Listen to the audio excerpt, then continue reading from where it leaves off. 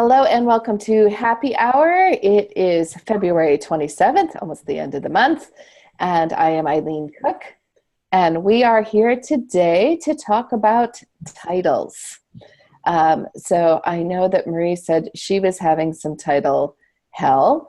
Bonnie, did you want to weigh in with what the troubles you've had with titles recently? Well, you have to not mute yourself if you're going to share.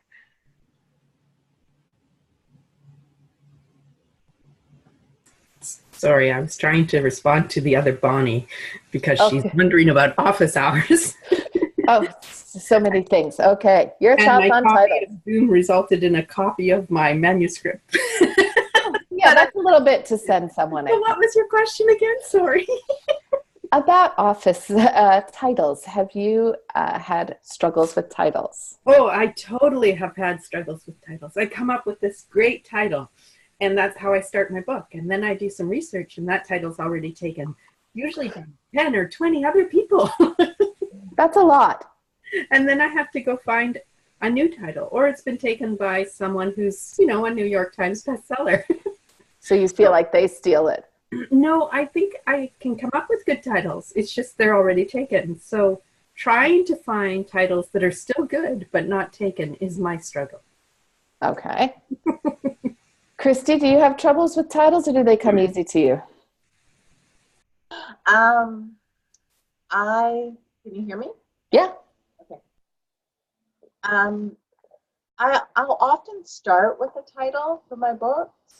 Interesting. I don't have anything officially published yet, so I have not had to run the gauntlet of, oh my gosh, am I competing with J.K. Rowling again? That hasn't happened. For my artwork, I do titles, and I find that they come very easily. Yeah, the visual part of my brain, I guess, connects with the title part of my brain. I don't know about the writing side yet. Yeah. I struggle with titles. I have been known to call books exciting things like The One Set in Italy, which would eventually become With Malice because The One Set in Italy, while not taken by any famous New York Times bestseller authors, is not particularly a great title. I've had some that have come easier than others. Some have come by accident. So it's quite funny. You Owe Me a Murder, which is coming out next week, Eep, is quite interesting because it was initially called The Strangers. And I called it that because it's a slight homage to Strangers on a Train. Like that's the basic premise of the book. So I decided to call it The Strangers. And that, in fact, was what the publisher was calling it. The first draft of the cover actually was The Strangers.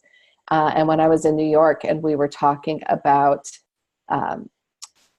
basically what works, what doesn't work, we had a quote from my agent had talked to Target. And they were talking about the book, which was a YA thriller called One of Us is Lying, which did extraordinarily well. And it was picked up, in fact, by Target, which was a big portion of their sales. And my agent had reached out to Target and basically asked them, why is it you picked this book to be your kind of YA thriller versus this other book, The Hanging Girl, which was a book that we were dissecting to try and figure out why the sales had been what they were. And Target said, well, we couldn't really tell what that was about, but One of Us is Lying. When you walk by and you're in Target, and she had asked my agent, like, do you shop at Target? Yes. How are you shopping at Target? My agent's like, well, I've got two small kids, so I'm usually trying to get out of the store without dragging 500,000 things I don't need into my cart and running the gauntlet and get them out before they melt down. And the woman at Target's like, yep, that's our buyer.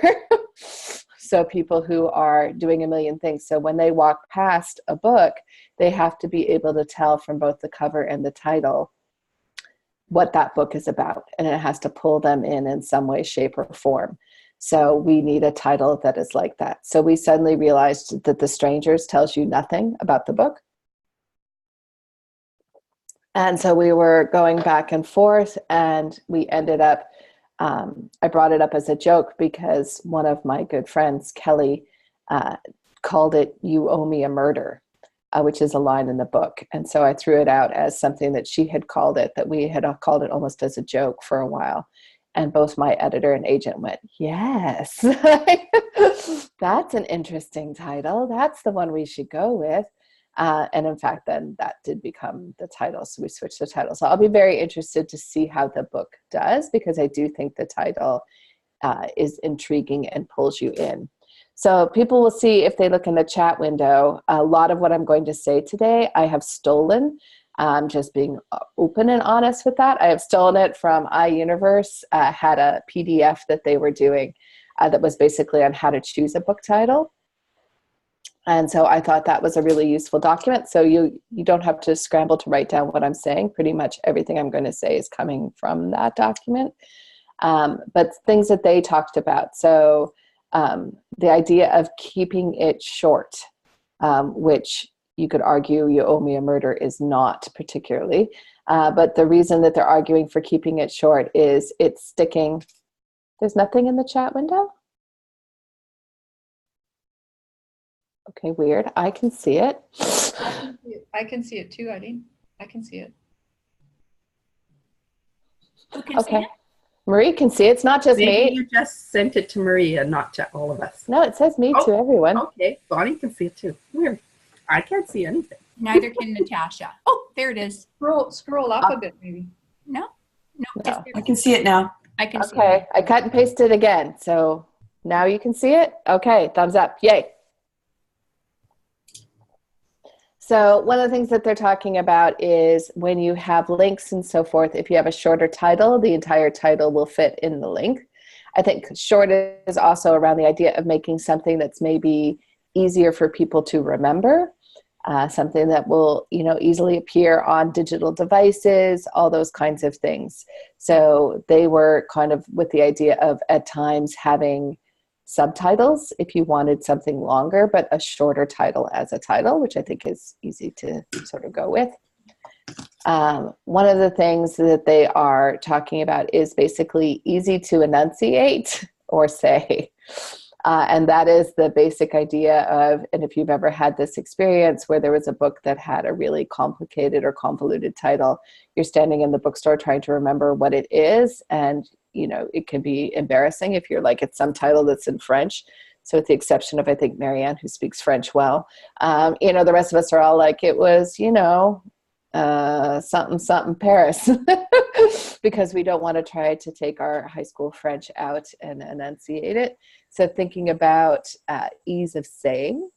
Or a word that nobody's ever heard of that's 4 syllables long. Yeah, that would, for example, not be a great choice. Like dissimulation, which I'm so fond of, but it has to go. I love you for your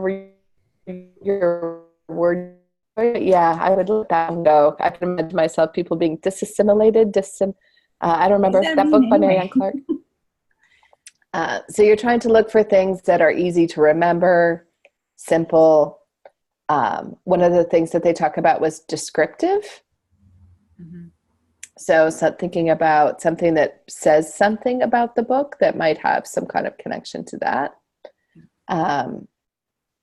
Keeping in mind, which I had to laugh out, one of their advice is like something you won't get burnt out on. So one of my titles is The Education of Haley Kendrick, which I loved when I came up with it. And the amount of times I've had to type that out in various things, and have hated myself for giving it a really long title that I end up writing over and over again. I would agree with that. So thinking about when you are choosing a book, keeping in mind that you're going to be doing it all the time. One of the things that they talk about is thinking about the book's genre. So is it something that is going to give the feel of the book? So, like if you have a thriller and you're calling it something like Final Cut, You Owe Me a Murder, something of those kinds of things are going to give a little bit of the feel of it. One of the things I think about too is whether or not you want to be sort of startling. So this wasn't in there, but I don't know if people have been watching the popularity of books that use swearing in the title. So it started with Go the F to Sleep. There's Gentle Art of Not Giving a Fuck. The subtle art of. Yeah, there is Giving a Shit. There's another one with that. So those were books that I think part of the fun of them was the idea that they, particularly starting with the picture book, that was very startling and catching. But I do wonder if it's going to start fading out now, because there have been so many books that have had this kind of startling kind of cover or title that was the idea of doing that. But even you notice when they do the title, they're doing the F, and then the various, jumbled symbols so that they're not writing it out, because if you write it out, there are places that won't put it in public spots. So, unless you want to end up in the back of the gas station with the condoms, you're going to have to make sure that you put your title as something that you can actually say out loud to people. So think that one through. So I think sometimes the idea of trying to be really clever and funny can work against you. So thinking very carefully about whether or not you want to be that clever, funny person is probably something to consider. Mm-hmm. One of the things to think about is whether or not you want to do some kind of preview. So I think this is more something that I see happening with books that are nonfiction, but books that are trying to give an idea of what it is that you can expect. So, a person's name, like Living Strongly with Cancer, or those kinds of stuff where it's like very much in the subtitle is telling you what the book is going to be about. I don't see that happening as much with fiction, because I think it's so much harder to give some sort of idea of what your book is about when you're writing fiction than as compared to nonfiction.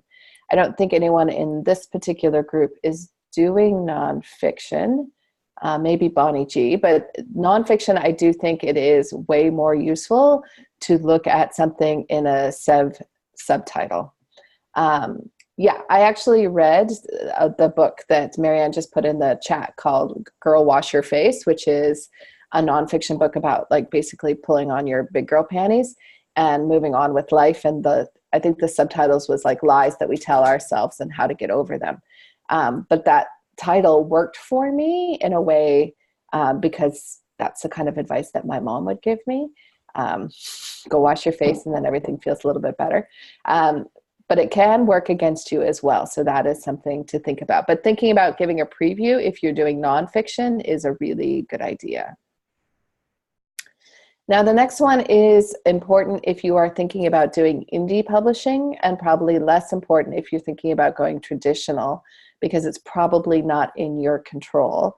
But you want somehow the cover and the title to work together. So if you're going traditionally, this is something that they should be doing, and they're working as one art department together. So they will be talking that through.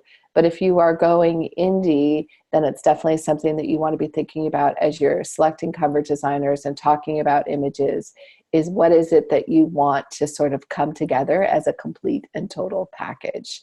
So be thinking about how those images and words are going to work together, whether something on the cover can give a stronger hint to what the book is about. Thinking through that is going to basically help you out quite a bit. So think that one through. If you're going traditional, this is probably the place to put in a little bit of a caveat of the title is probably less of a panic for you, because if you're going traditional, the sales and marketing department is going to weigh up and sort of say what they think. So they may be suggesting that you changing your title, because they're going to be doing some of the searching to see how many books have a similar title, what those things are, whether or not they're in any way competition for what you're doing, those kinds of things. So I tell people who are going traditional to stress a little bit less, because I don't think an agent has ever picked up a book because of the title, because they know titles change. I do think a good title can hook an agent's attention. So there is some worthwhileness to not going with the book set in Italy, like trying to, name yourself something, but not being as concerned about it because it's most likely going to change. I hate to tell you. But what I would say from a traditional side is it is worthwhile having the argument and really battling for something that you like strongly, or if you dislike something strongly. So I have been a little bit honest with people within this group that The Hanging Girl was not my choice of title for my YA thriller. I didn't mind the title, actually. Like, it was one that had come up in a brainstorming session. But when we talk about cover working with title, my biggest concern is when they did the cover, which was very dark. It's like words carved into a tree, that it looked like a horror novel, and or potentially a novel about suicide, which it was not. And when the book came out, it did not have great sales, to the point which we have rebranded it. So I think people know it's coming out with a new title and cover next week as well. So same time. So now it's called One Lie Too Many. And I think it works way better as a thriller. And it works sort of in combination with the cover that I think it will tell people what it's about. So hopefully that will, in fact, change the sales, and I'll be interested to sort of see how that goes. But The Hanging Girl, I think, is one really good example of where the title combined with the cover image that they chose did not work very well. And in retrospect, I wish I'd made a bigger stink. So I sacrificed a little bit of the trying to be the easy and good to get along with author with not saying, like, I think this is a big mistake and a problem. So that's something to think about. Things to think about. Some of this comes up as stuff Bonnie has done. So one-word titles. Be aware that if you're coming up with like murder as your title, there's probably a lot of other books that have that when you have just a one-name thing. So take a look of that, and or things that will come up that are not necessarily, again, like if you put in the title One Lie Too Many, and you put it into just Google in general, you'll find that tons of other things come up. So you're trying to kind of make sure that when you put in a title, that titles of books are what's coming up. So that is something. And so, Maria, you've had that problem? So anytime someone's searching for Hawk, the first thing that's probably popping up is not your book. Is that your experience? There's a lot of books with Hawk in the title that are way more popular than mine, so mine really struggles with that title. I'm thinking if I do have the rights back to it now, so if I'm bringing it out again, I'm trying to, think of a better title for it. And maybe a series title or something. I don't know. Anyway. Something that will make your book be something that's coming up at the top. Now, it definitely helps if you're J.K. Rowling and you do a title, it's going to come up connected to you right off the bat. But given that most of us are probably not J.K. Rowling is something. So Marianne, you said that you totally messed up your third book. Did you go with the wrong title?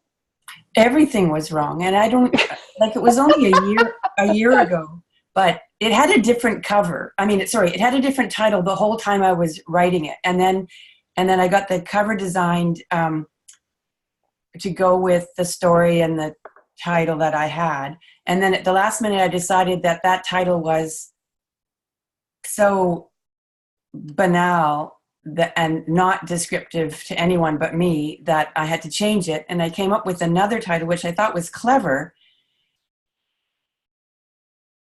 And I think I'm the only one that gets it. But it also I didn't have the cover redesigned, so they don't even go together. And neither the cover nor the titles tells you what the book is about. And they're not on genre. So it's been So terrible. what was the original title? Coming About, which isn't any better, but at least it matched the cover image. Which I would think of sailing. Yeah. And it was supposed to mean other things. But Yeah, then and I would think around coming about as well to mean like sailboats come about. So it's a change of direction. So yes, someone's changing right. direction. And all of that was kind of making sense for me for the years that I was working on the book. But then somebody said to me, and people can throw you right off, just with a single comment. Somebody said to me, an English person, that in English everyday speech, coming about is a very common phrase, like over there, coming about. They say it like 50 times a day. It means everything and nothing. And then I thought, that doesn't sound good. And also because it's so commonly used as part of speech, it doesn't connote all those sailing things. So that might work in North America, but it wasn't going to work in England or other places. And so then at the last minute, I had this big brainstorming session, and I came up with this story. And now looking back on it, I think, what was I thinking? It's like all wrong. So what was the new title that you came up with? It's all wrong. Disruption by design. So like again, it means multiple things, and it means something to me. And the main character is an architect, and it has to do with, there's a concept in design that means that you have to break things before you can fix them. In more complex terminology. And so it was supposed to convey that, which is the same general idea as coming about, but anyway, nobody got that but me. I would say I would go with Bonnie, like with the title alone. I would say it's intriguing, but I would say it did sound thriller-ish. Because I know I need to change it, I just this last week did a whole pile of title research in my genre, and I kind of had an epiphany.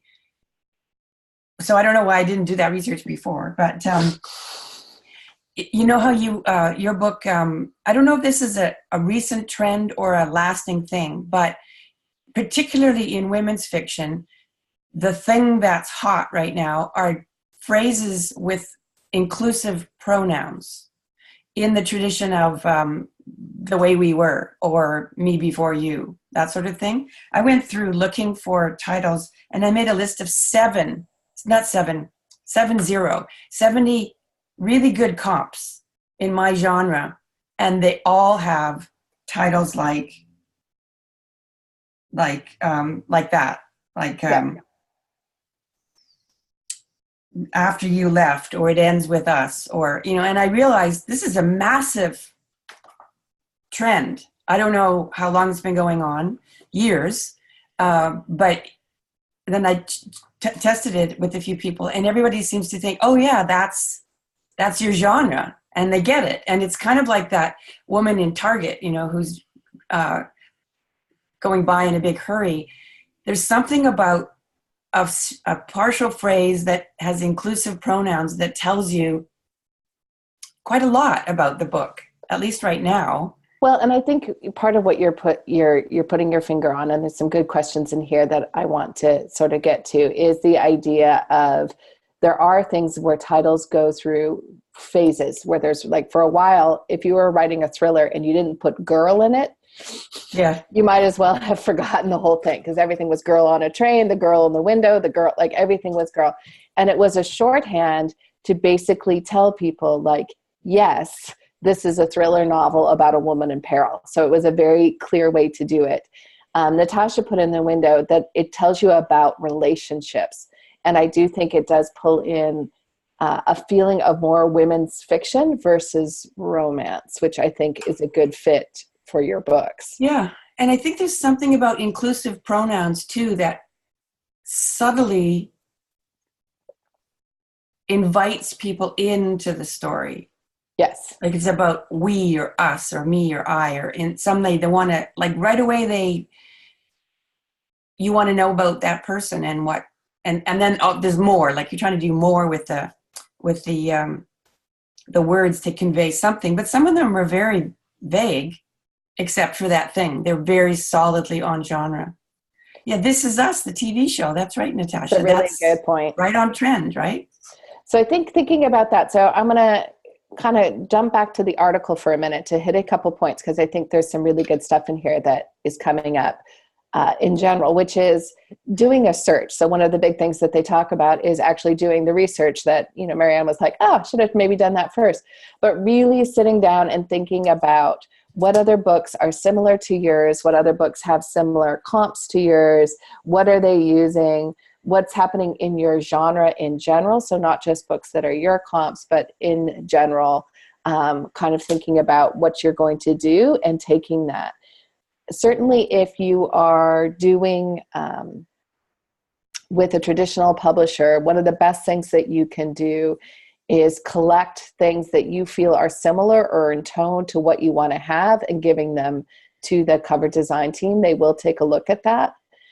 If you are paying for a cover, the more you can be descriptive to the person you're asking to do your cover, the more likely you are to get something that you like.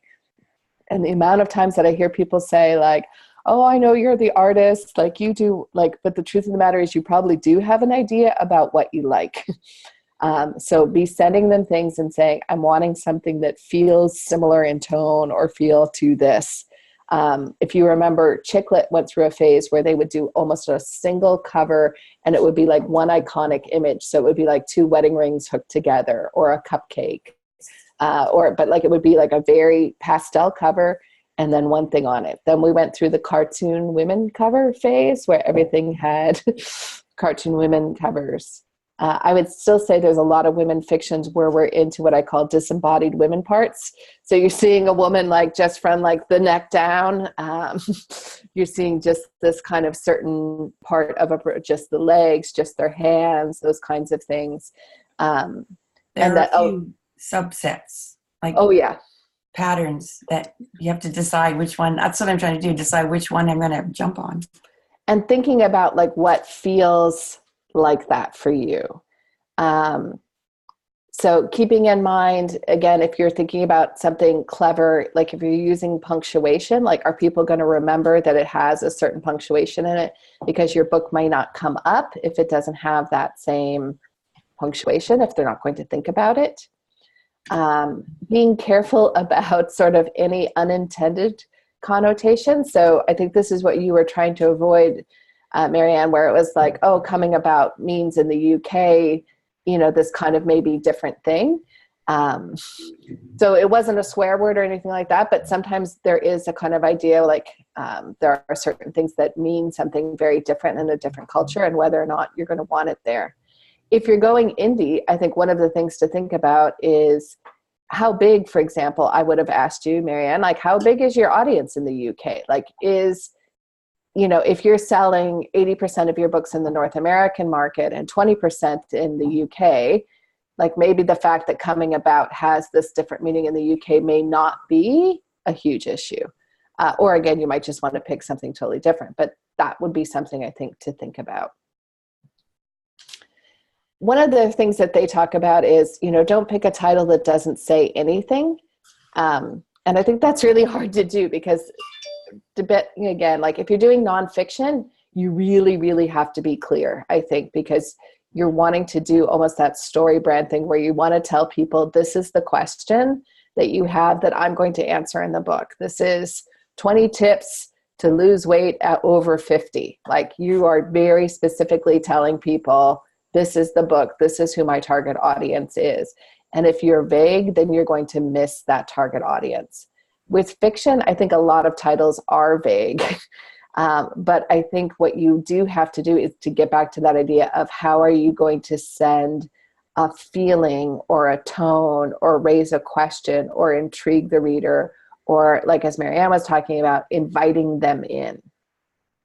So I do want to go back. Someone had put in the chat window, do Crystal's titles and cover counter the typical title cover rules? And I think they do. I think in general, Crystal is breaking, particularly in romance. If you think about typical romance covers, they're almost always showing a couple. And her covers are often one word. So there's flirty, various kinds of things. Thank you. Silver bells, the list. She goes with very clear, iconic images. And her books are clearly designed when you look at them, that you think that they go together. And if you've ever had a chance to see her cover screen, like when she's sharing her screen and she has all of her covers up on it, you can see that they look a certain way. And I think she is going with a very strong branding focus for her titles and covers. And she is hoping basically to capture readers with the idea of when they go and they are looking for romance books, that hers is going to pop. So that's a different outlet to go. Like, do you want to have something that's completely different from what's happening in your genre as a way of popping? But if you're going to do that, I would say make sure that you're making the choice that Crystal has, which is it is a branding choice. Like, I wouldn't do it for just one book. I would make sure that all of your books are looking themed and consistent with that. Natasha. Yeah, I was just thinking also about Crystal's cover. She does novellas, and Yep. like you can see that they're very simple, visually, and that kind of suggests a short, sweet read in a way, just because of the way she's done the graphic design. Yeah. I think the biggest thing that hers has is that sense that when you see her covers together, like I would be able, if you took her name off of it, I think I would be able to be like, I bet that's a CJ Hunt book.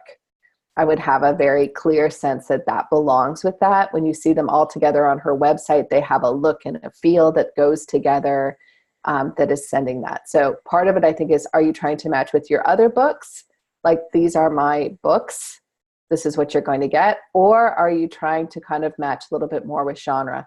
Now, I don't always have a choice in my cover because I'm going traditional, but I would say my covers, because my books have been quite different, are not necessarily that you would look at a cover and be like, that's an Eileen Cook cover. I think they're trying to match much more with genre and what's happening in the genre that's going on. So the handout that I linked to earlier basically does give 10 tips to give your creativity flowing. So I'm just going to power through some of these, but just so that people have them. And again, they're in the handout when you're looking them up. But it's basically, next thing you're going to need to do is brainstorm.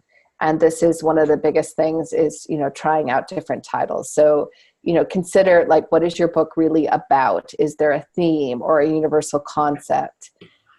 Look at the text. Like, is there something in the book that jumps out? And both With Malice and You Owe Me a Murder, those are actually lines that are in the book. So one of the characters says to another character, you owe me a murder. And that's where that line is from. So like that, I did a podcast interview this past week with some early advanced reader people. And both of them said that they squealed when they got to that line in the book because they sort of had a moment of like, oh, that's where the title's from. Like, so they have that kind of little moment. So thinking about that. You could add perspective. Like, is there something, how your characters see themselves, or a particular place where your story is taking, like, actually in place with? Is there a special setting? Is there a sort of a mystery that you can hint at? They definitely talk about researching, which was Marianne saying, best-selling titles in your genre, and what are they doing, and can you basically replicate some of that? One of the things they talk about is doing a general search for words in the dictionary. So, like, is there anything that sort of pops out? And again, I have done this with traditional publishing where we've sort of been like, okay, and for The Hanging Girl, when we were retitling it, we basically went along and it was like, well, the book is about lies. It's about getting yourself in too far. It's about, like, so we kind of started just doing that and eventually kind of combined those things. So it's one lie too many, because we also had one step too far, one step, like we had various things like that, and we ended up combining. So thinking about that. Is there a song title, song lyrics, poems, anything like that? Like The Fault in Our Stars is from a poem. Yeah, I think song titles or lyrics and poetry, because song lyrics tend to be very poetic and somehow convey more, but in a cryptic way or concise way. Yeah, so you'll see titles like The Road Not Taken, like they're trying to harken back to your English degree that you took someplace, or that English class you had where they will have something. So thinking about that, or modifying a line in a poem that might suddenly have something to do with that. Free write, the thesaurus can be your friend. So kind of go up, and if like your book is about lies, put in lie into the thesaurus and see what other words are coming out that might suddenly jump out at you. So sort of starting to come up with a whole host of ideas. This article suggests, and certainly that Crystal would love this kind of thing, is doing kind of A/B testing, where like you have two different versions of a title and asking people to weigh in about which one they feel more strongly about. So this is interesting. So Bonnie, the other Bonnie with the G, is talking about that you have a picture book manuscript that's currently titled We Are the World, and the critique group is very divided about it. So I want everyone just to, do you have a piece of paper in front of you? To write down yes or no for Bonnie. If you like the title, We Are the World, and then you're going to tell me why you said that. So first I want you to, so that you can't be swayed by what other people say, you have to first write down yes or no. Everybody have it? It's a short word, people. All right. Now just hold up the yes or no, and then we're going to do a poll about why we said that.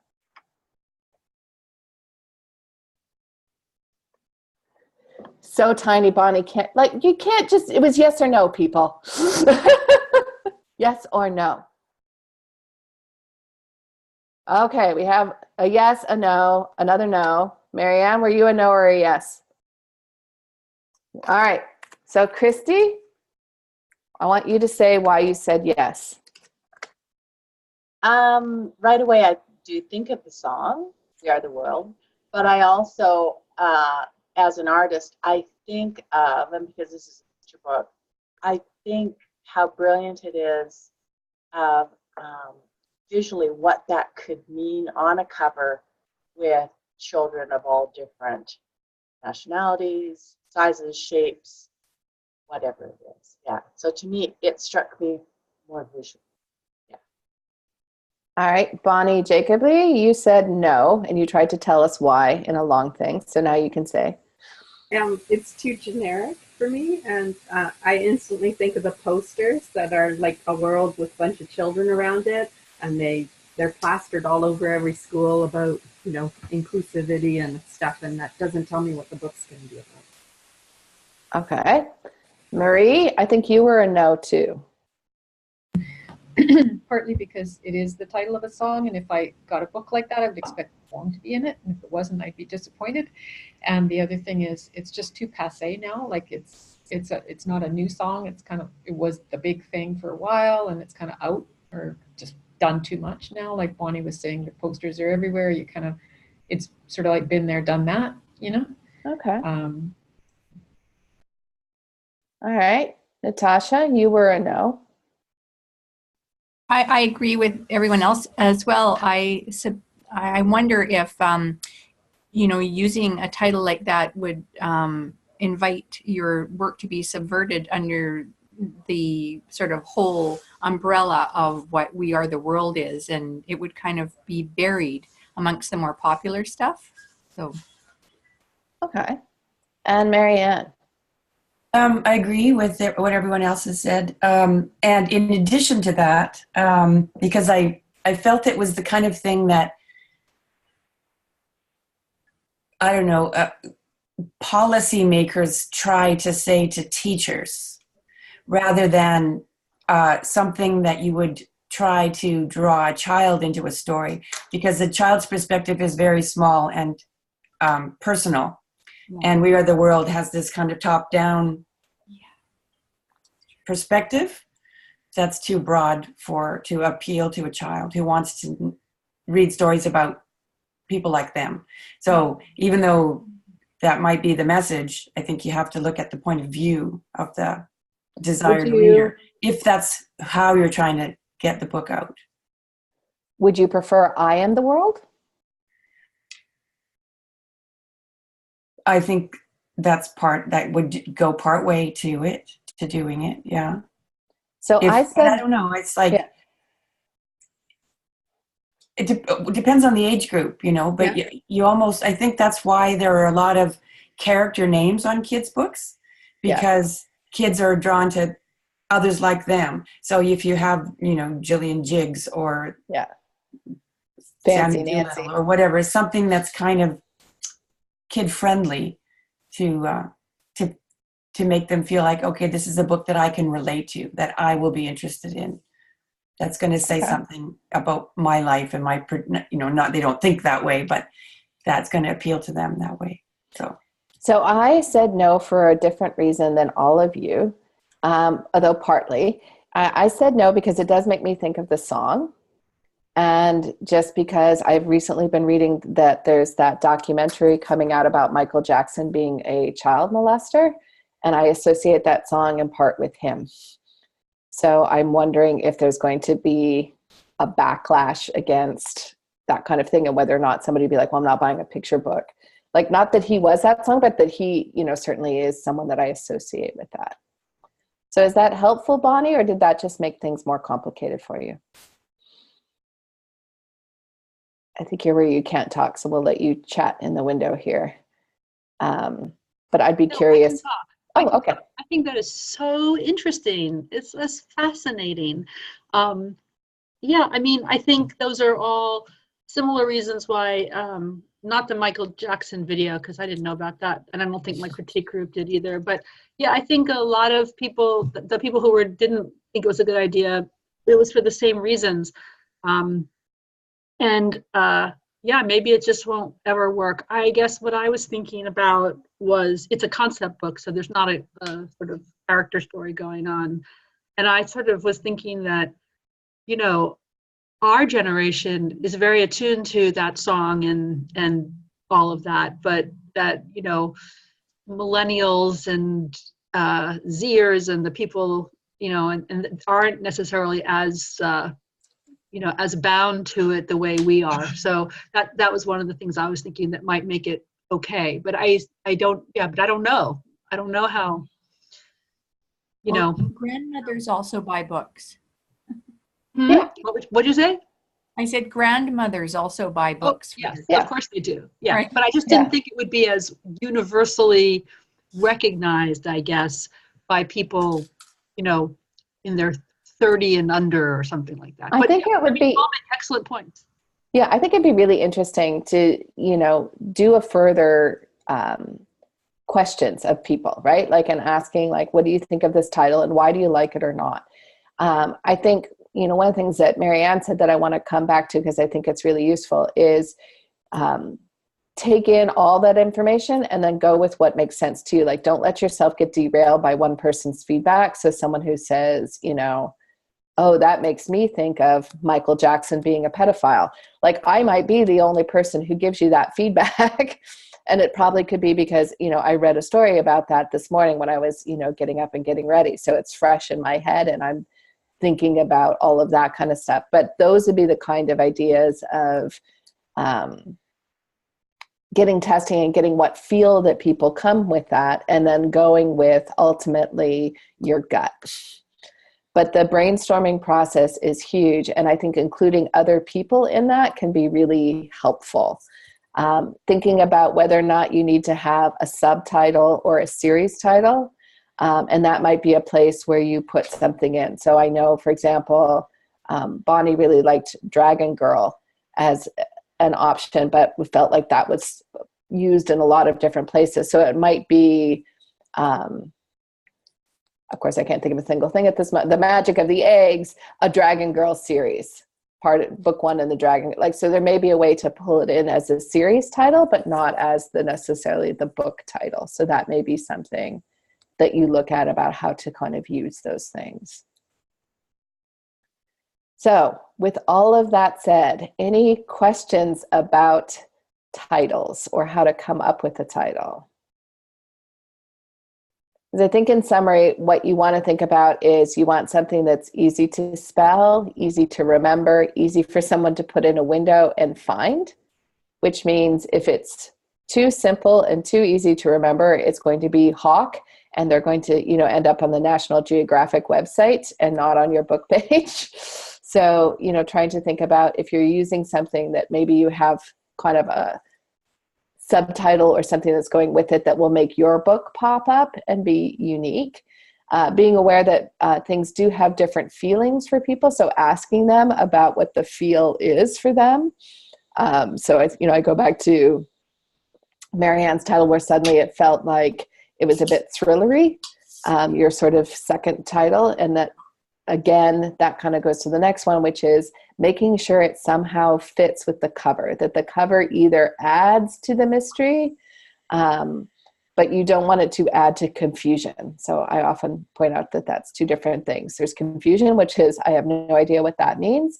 And then there is mystery, which is like, oh, that is intriguing. So thinking about what that might be.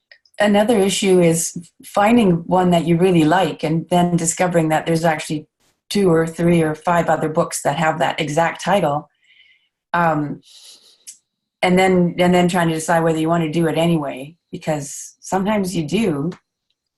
And I think you can. I think things that I would consider if you're looking at books that have the same title is how old are they? So if it's a recent title, I'm more likely to stay away from it versus if it's a few years old. So I'm not saying it has to have come out in 1930. I'm just saying if it came out last year, that's probably not your best call. If it's a title that might be in a different genre, so someone used it for an adult fantasy and you're writing a YA fantasy, that might be, again, something where I'm like, you know what, I'm okay with that because we're not going to have a ton of crossover readers, so I'm less concerned about it. I would be more concerned if you're picking something that is obviously trying to piggyback on a really popular, so you're writing Harry with an I Potter because you're trying to be clever. And you will see there are a lot of people who do indie publishing who either make their name, like there's a Stephen King, Steven King, who writes horror novels, and he writes novels, like even his titles are really, I think he's running a high risk of being sued. It's my hunch. I don't know that. Like, you can't copyright a title, but if I was Stephen with PH King, I might be a little annoyed by some of it because like he'll write Kugo, Cugo, kind of like I know some of them have been actually taken down for that, but he's trying to basically get people who misspell or don't look too closely to buy his books, which I think is kind of slimy and not a great way to build a long-lasting readership. So thinking about that, thinking about if you want to go with something that is within your genre, like again, right now, I would not write a girl thriller because I think it has been so overdone. And I think it was Natasha who was saying, like, I'm just not even going to buy a book anymore that has girl on the cover, which might be why they switched to woman. So there's a bunch of women's stories now, like, oh, well, we'll just, no problem. We'll just get you another way, Natasha. So, they may be doing it that way, but whether or not you do want to sort of jump on a bandwagon, there is a lot of things where going with what a trend is can be really useful, particularly if the trend is a bit broader. So like the trend that Marianne's talking about with that kind of inviting you in, this is us, we're in this together, that kind of thing does, I think, have more of a general feel and is less of like the girl. It feels less repetitive to me because they're all quite different. They just have a similar feel. There is a huge growth, I think it's a growth, in women's fiction that has feminine words in the title. Not the girl trend, but the sisters, daughters, mothers, whatever. And they're often historical for some reason. So I had a whole list of those as well. But that seems to be a growing trend. And I don't know if it's because women are more present in publishing right now than they were for a while, or I don't know. I mean, I think it's one of the things that I think is a really useful exercise. And I do know, like, I tried to find it and I couldn't find it, so it hasn't come out yet. But I was at a conference once where a woman was doing research on kind of what titles worked and why they might work. And so I haven't seen that published yet. But I am curious about, like, what is it that catches people's eye? So if you're at your local, Indigo or your Barnes & Noble or wherever you shop for books, like, walk along and look at what titles catch your eye, particularly if it's enough that it makes you kind of pick up the book. And it is hard to say whether it's cover or title at that point, but just looking at that, writing it down, and then maybe asking yourself, what is it about that? Or if there's a title that makes you go like, no. So what what is that about it that pulls you in? So I can give a prime example. I just picked up at the library, At the Wolf's Table. And it's a historical book. And there was something about the title that intrigued me. I picked it up, and it's about women who were food testers for Hitler during World War II. It's a novel. I don't know if it'll be my cup of tea, but it was enough that it intrigued me enough that I picked up the book. I read the inside flap, and I'm like, that's something I didn't know anything about. Was this idea that women were actually recruited to eat all of his meals. So it was during World War II when many people were starving because there was a lack of food. So they would go and they could get food, and they could also bring home sometimes a little bit extra for their families. But at the same time, you were running the risk because a lot of people knew that Hitler wanted to be poisoned. So it was a high risk kind of occupation. And basically, Bonnie did nail down, why was it women? Women were disposable. So if they died, you didn't want to use men because they could be used in the war effort in different ways. So young men in particular. So it was basically women in this small town where he had this retreat were brought in. They were voluntold. So it was in theory a volunteer position. And, again, just from reading the inside flap, there were certain women who were very excited to be there because they were doing their part for Germany. And they felt like I am part of the war effort. I am doing my part. I am saving the Fuhrer.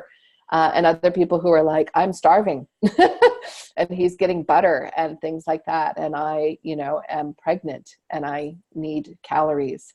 So to me, that was a really good example of, if it had a different title, I don't know if I would have picked it up. It's not my traditional kind of read, but it was intriguing enough that when I read that combined with the inside flap, I was like, you know what? It's worth a check out for sure. So I will report back at some point if it was my kind of book in the end or not. But doing a little bit of research and not just looking at your own genre, but just, I think sometimes even looking at genres that are outside yours, and what is it that catches your eye? And what is it about that? That one to me, it has a Red Riding Hood connotation, Yeah. which I guess is a girl in peril story. Yeah. And the cover is, hang on, I'll grab the cover. Stay tuned. There's a lot of people that do that with fairy tales or classical stories, kind of connote them in some way.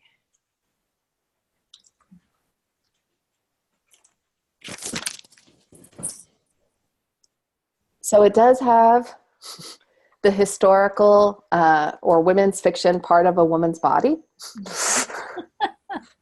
So the no head, right? So it's At the Wolf's Table. You can kind of see wrapping around it is the hint of Germany. So that kind of did give it to me. There's the kind of the apple, but it does look like women's fiction to me. That's a bit. And then the swastika gave it away to me that it was in some way historical. And I did know that Hitler was called the wolf, like that was one of his things. And his lairs actually, and I'll never pronounce it, like Wolfshausen, which means the wolf's lair, was the name of his retreat center, like where he would go to get away from the war, as you do. So that was enough for me to be like, I am intrigued with that, and I would pick it up. You may not have that feeling at all, but I think it is an interesting thing if you went down a bestsellers table and looked at what it is that catches your eye. I think is an interesting exercise. So that is everyone's homework, and then to report back, what are some of your favorite titles? So that is what everyone is going to do, and then we will discuss it more. But I am also happy to do for anyone else what we did for Bonnie. So if people have a title that they're playing with and they want to sort of be like, I like title A and I also like title B, I'm curious to hear what other people like, I would be more than happy. We can do a yes, no, and see what we have. Bonnie, you have one that you're thinking about? The other Bonnie? Yes, it's for a work in progress, and I thought it was rather clever, but I had the title during one of those, not Surrey Idol, but similar, where they read the first page. And the agents all put their hand up at the title and said they wouldn't read any further. So, Okay, so what, so what was the I will title? spell it and say it. I'm intrigued. Soul Catalyst, where soul is the soul in your body. And it's All right, so third same one. thing. People write down I'm just yes or no. And then I will tell you. All right.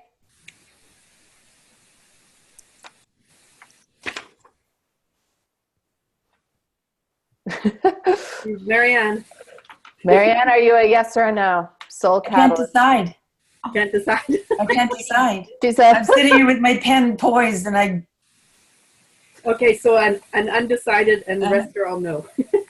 and I went with undecided for a moment. Like I did go back and forth because it intrigues me. yeah.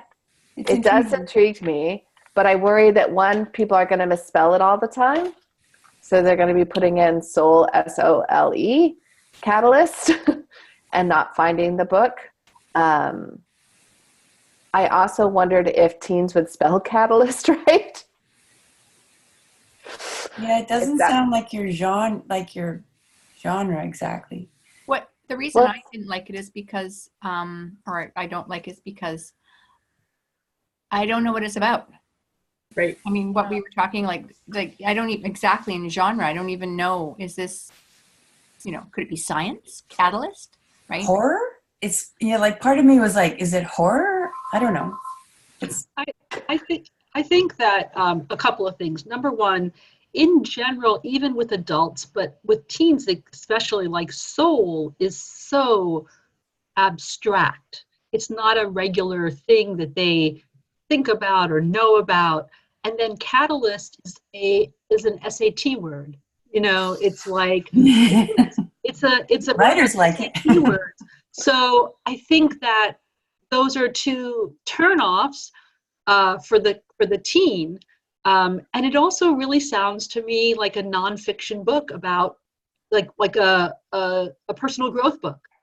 Oh, yeah. Like if it was titled Soul Catalyst, your personal growth journey, I would be especially in the stage I'm in now, I'd be like all over that book. Right. Sounds like So- nonfiction self-help. So, I mean, I think this is to my point that I made earlier, which is that what catches the eye of writers Yes. or what's appealing to us is often very different from our average readers, because we look at language and we look at imagery in a way that a writer does, Yeah. not so much as the way a reader does. We Does that make turn them sense? over. Yeah, no, we're always like Marianne's Yeah. architectural title, that's brilliant. All these layers and levels, and it's so cool, but you have to know all those things or just appreciate the fact that they exist. Yes. All right. Well, I am going to cut us off because it's 10 o'clock and my phone is going to ring, much like Bonnie's, with someone who's calling me at that time. But I loved this and I would love to do more of this. So if people are working on titles or subtitles, feel free to bring them. And until then, I will see you guys next week. Thanks, everyone. Bye.